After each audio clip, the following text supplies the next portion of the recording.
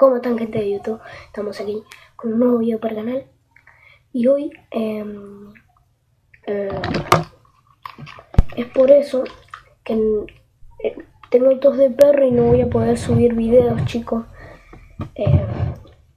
Esperen que active algo.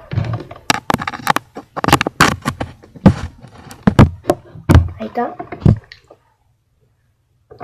Y... esperen.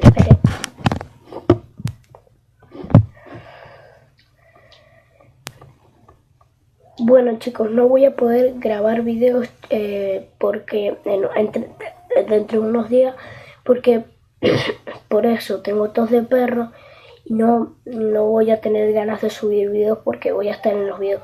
Ok, chicos, estamos acá. Ok, voy a estar así en los videos y no se va, en vez de escucharse mi voz, se va a escuchar mi tos de perro.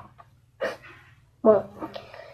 Y eso nada más, eso era un aviso cortito que no voy a subir videos dentro de más o menos 2 días por ahí. Pero no se pongan tristes ni se preocupen, voy a estar bien dentro de 2 días. Así que voy a estar bien, dentro de 2 días, chicos. Y eso es todo. ¡Chao!